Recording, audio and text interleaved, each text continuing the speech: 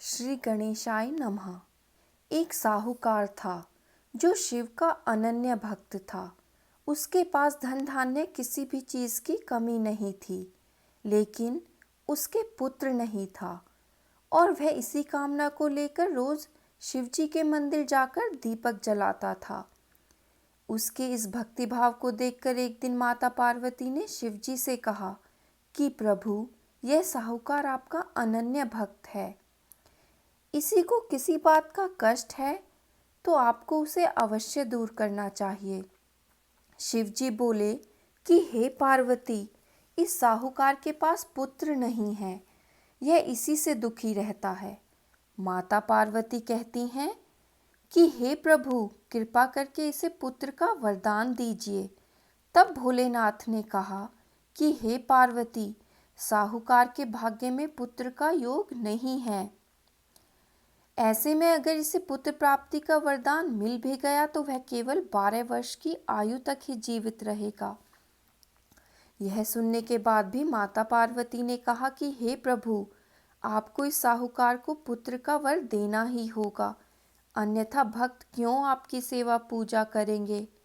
माता के बार बार कहने से भोलेनाथ ने साहूकार को पुत्र का वरदान दिया, लेकिन यह भी कहा कि वह केवल 12 वर्ष तक ही जीवित रह सकेगा।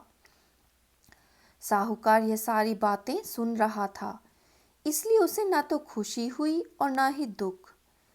वह पहले की ही तरह भोलेनाथ की पूजा अर्चना करता रहा। उधर सेठानी गर्भवती हुई और 9वें महीने उसे सुंदर से बालक की प्राप्ति हुई।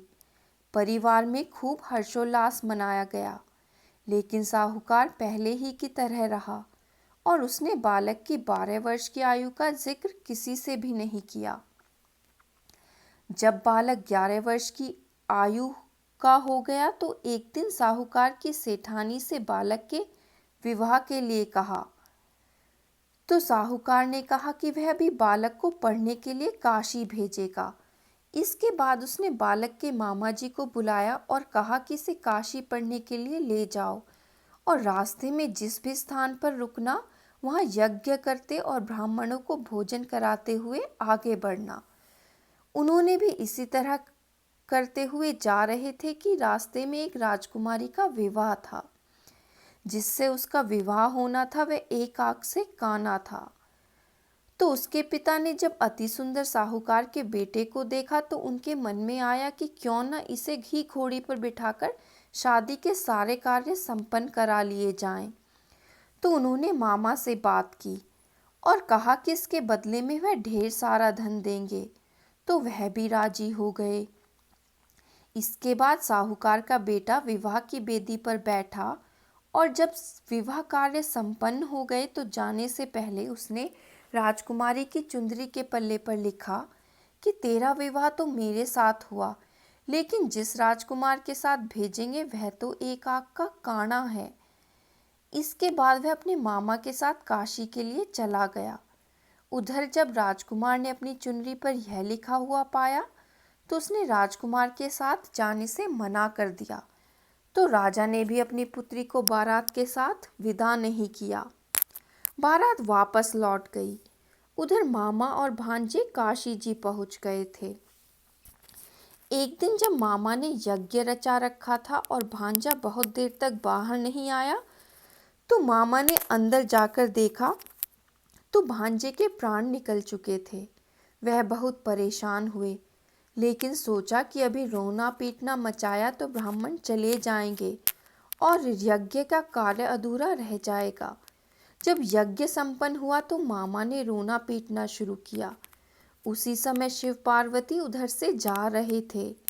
तो माता पार्वती ने शिव से कहा कि हे प्रभु, कौन रो रहा है। इतना तभी उन्हें पता चलता है कि यह तो भोलेनाथ के आशीर्वाद से जन्मा साहूकार का पुत्र है।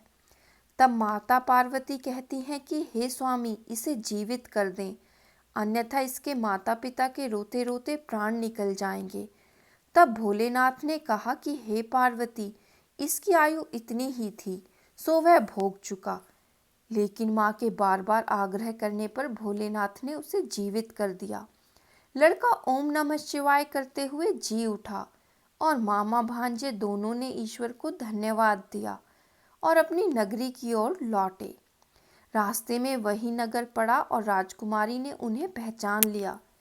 तब राजा ने राजकुमारी को साहूकार के बेटे के साथ बहुत सारे धन धान्य के साथ विदा किया। उधर साहूकार और उसकी पत्नी छत पर बैठे थे। उन्होंने यह प्रण कर रखा था कि यदि उनका पुत्र सकुशल न लौटा तो वह छत से कूदकर अपने प्राण त्याग देंगे। तभी लड़के के मामा ने आकर साहूकार के बेटे और बहू के आने का समाचार सुनाया, लेकिन वे नहीं माने। तो मामा ने शपथ पूर्वक कहा। तब तो दोनों को विश्वास हो गया और दोनों ने अपने बेटे बहू का स्वागत किया। उसी रात साहूकार को स्वप्न में शिवजी ने दर्शन दिया और कहा कि तुम्हारे पूजन से मैं प्रसन्न हुआ। इसी प्रकार जो भी व्यक्ति इस कथा को पढ़ेगा या सुनेगा, उसके समस्त दुख दूर हो जाएंगे और सभी मनोकामनाओं की पूर्ति होगी।